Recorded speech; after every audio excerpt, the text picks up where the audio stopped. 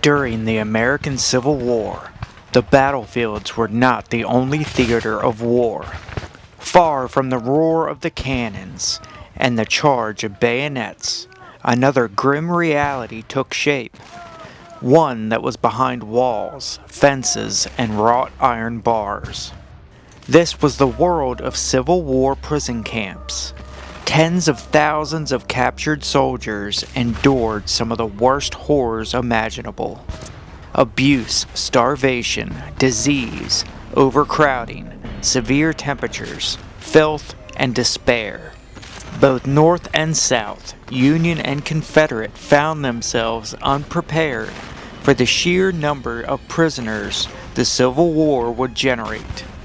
Makeshift camps soon turned into permanent facilities, and with them came some of the darkest chapters in American military history. Deep in the heart of Georgia stood Andersonville. It was officially known as Camp Sumter, a Confederate prison camp that would become infamous for its horrific conditions. Designed to hold 10,000 men, but at its peak that number swelled to over 32,000. Food was scarce, medical care virtually non-existent, and sanitation a forgotten dream. The stream that ran through the prison, known as Stockade Branch, was a quagmire, a stagnant swamp. The latrines were at the end of the prison, but slow current failed to wash the sewage out. All of the filth from the prison ran into the creek, and we had to strain the water through our teeth to keep the maggots out. Charles Chesterman, U.S. 13th Infantry. Out of 45,000 Union prisoners that passed through Andersonville, nearly 13,000 died there, victims of disease, exposure, and starvation. Andersonville was the deadliest prison during the Civil War, with a death rate at around 29%. Further north on the outskirts of Chicago stood Camp Douglas, a Union prison camp that housed Confederate prisoners, sometimes referred to as the North's Andersonville. A makeshift camp was set up on the edge of the city. Eventually, this makeshift camp would turn into Camp Douglas. The site was around 60 acres. Camp Douglas bore its own grim reputation. Prisoners suffered through brutal winters with inadequate clothing and shelter, with temperatures reaching as low as -20 degrees Fahrenheit. Disease spread like wildfire, especially dysentery, smallpox, typhoid fever, and tuberculosis. By the end of the war, more than 4,000 had died within its walls, a death toll at around 17%. Then there was Elmira, in upstate New York, also known as Elmira, by those unlucky enough to see behind its walls. The camp was open for just 12 months, but during those 12 months, 2,970 of the 12,100 prisoners died from a combination of malnutrition, continued exposure to harsh winter conditions, and disease from the poor sanitary conditions in Foster's Pond. The stagnant, unclean water caused diarrhea and dysentery. Elmira's death rate was around 24%, making it the highest out of any prison camp in the North, rivaling Andersonville. And nestled in the heart of the Confederate capital of Richmond, Virginia, stood Libby Prison, a former tobacco warehouse turned military prison, and one of the most infamous prisons of the war. Before the war, Libby Prison was simply an old 3-story tobacco warehouse along the James River in Richmond, located on Tobacco Row. It was later leased by Captain Luther Libby and his son George Libby for their shipping and grocery business. At the start of the American Civil War, the Confederacy needed a facility for a hospital and to house captured Union officers. The warehouse's location was perfect, right on the river and near the railroad. The Confederacy took over the building in late 1861 and began housing prisoners there. Libby Prison had a maximum capacity of 1,000 prisoners. In 1862, the prison would hold strictly Union officers. The first floor held offices. The second and third floors were used to house the prisoners. The basement was split into 3 sections. A storage cellar. In the middle was a carpenter's shop used by civilians, and an abandoned kitchen. The kitchen was once used by Union inmates, but flooding and an infestation of rats caused the Confederates to close it. The abandoned kitchen was known as Rat Hell. The windows had bars but no glass, leaving the prisoners open to the hot, humid summers and cold winter air. A group of Union surgeons who worked in the hospital were released from Libby Prison in 1863 and gave their account to the New York Herald. Thus, we have over 10% of the whole number of prisoners held classed as sick men who need the most assiduous and skillful attention. Yet, in the essential matter of rations, they are receiving nothing but cornbread and sweet potatoes. Meat is no longer furnished to any class of our prisoners except to the few officers in Libby Hospital, and all sick or well officers or privates are now furnished with a very poor article of cornbread in place of wheat bread, unsuitable diet for hospital patients prostrated with diarrhea, dysentery, and fever. To say nothing of the balance of startling instances of individual suffering and horrid pictures of death from protracted sickness and semi-starvation we have had thrust upon our observation. The conditions at Libby Prison were horrible. The prisoners faced overcrowding, poor sanitation, lice outbreaks, and food shortages. The Confederates themselves were short on rations. The prisoners were supposed to receive the same rations as Confederate soldiers. The food shortages and high inflation made it difficult to feed the prisoners, let alone the Confederacy's own soldiers. The prisoners had little furniture. Some went without blankets, utensils, clothing, or medical attention. After the prisoner exchanges all but came to a halt in 1863, the prison began to exceed its 1,000-man limit. Disease spread.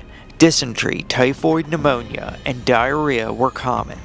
Libby takes in the captured Federals by scores, but lets none out.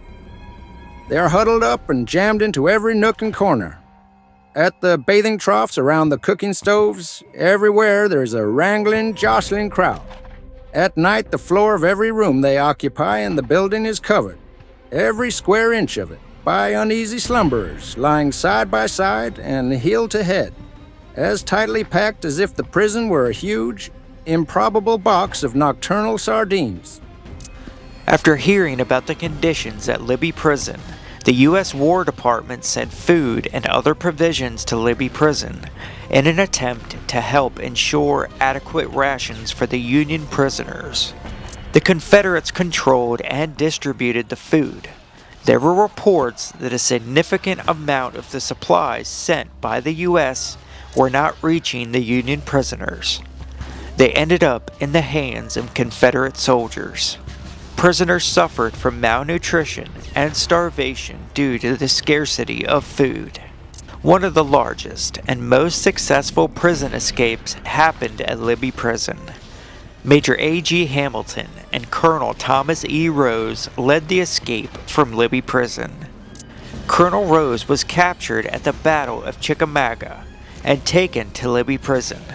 He devised a plan to dig a tunnel from the basement of Libby Prison to an old tobacco shed outside of the prison walls. They made it to the basement by removing stone from behind a kitchen stove that was on the first floor, making a passage to the chimney, where they would pass down to the basement. The floor of the basement was covered with straw. This was used to cover the entrance of the tunnel and to hide the dirt that was excavated. The men did not have proper digging tools, and they had to deal with rats constantly, climbing over their bodies. They managed to steal an old spittoon and used that to remove dirt from the tunnel. The conditions in the tunnel were horrible. There was no airflow, making breathing difficult. The tunnel was dug for weeks. After making it almost 60 feet, the men broke through the surface, only to find that their aim had been off. They came up a few feet short from the tobacco shed. They heard guards approaching and quickly hid the opening. They were close. The men changed the direction of the tunnel and aimed again for the tobacco shed. After 17 days, the men succeeded, breaking through the floor of the shed. Everyone wanted to be first. In order to get down the chimney as well as along the tunnel, it was necessary to strip naked, wrap the clothes in a bundle, and push this on before them. As soon as it was seen that only a few could possibly get out before daylight, all rushed for the mouth of the tunnel who could, each man being determined to get out first. The room was now crowded to suffocation, all struggling to get in the hole. The strongest men forced their way to the front, while the weak ones were more roughly brushed aside and jammed up against the walls. Once word had reached the other prisoners that a chance for escape had finally come, a mad dash for the tunnel ensued. Over 100 men ran for the tunnel, pushing and shoving to be the first to escape. Once they were assembled in the shed, they simply walked out of the front gate of the warehouse and onto the streets of Richmond. 109 Union prisoners made it down to the first floor, climbed into the wall and down the chimney to the basement, then crawled for nearly 60 feet under the prison walls and up into the shed on the adjoining property. The men separated into small groups and fanned out across Richmond. The remaining prisoners who stayed behind hid the entrance to the tunnel and then returned to their sleeping quarters. At roll call the next morning, the guards were horrified to find 109 men missing. The remaining prisoners were counted multiple times until it was certain that the missing men had escaped. It is unimaginable that the guards did not hear the stampede of men rushing to the first floor and then down the chimney. The night sentinels were even placed under arrest, believing that they had been bribed to let the prisoners escape. But they were eventually released once the tunnels were discovered. It had been nearly 12 hours since the first prisoners had escaped, giving them plenty of time to make their escape. 59 men successfully reached the Union lines. 48 were recaptured, and 2 drowned in the James River trying to escape. There were 3 tunnels dug at Libby Prison in escape attempts. The first tunnel ran into the water and was abandoned. The second hit the building's log foundation, and the third was the story that we just covered. News of Libby Prison's conditions spread. Northern outrage grew. Politicians decried Confederate cruelty. Newspapers published harrowing stories from survivors. The prison became a symbol of Confederate inhumanity. Another escape attempt was tried. This time, a small group of Union cavalry were sent to free prisoners from Libby and Belle Isle, led by Hugh Johnson Kilpatrick and Ehrlich Dahlgren. The raid was stopped by the Confederate Home Guard and Confederate cavalry. Dahlgren was shot 4 times and died on the battlefield. Papers were found on his body that suggested the mission was far larger than an attempt to break out Union prisoners.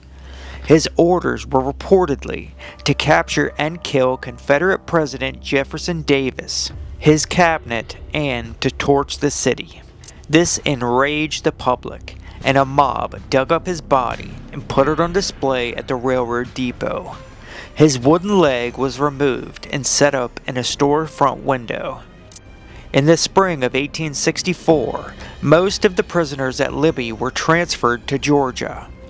The enlisted men were sent to Andersonville, and the officers were sent to the new prison in Macon. Libby Prison was still being used, mostly as a transfer point for new prisoners, but it continued to house regular prisoners. A few hundred prisoners remained in the fall of 1864.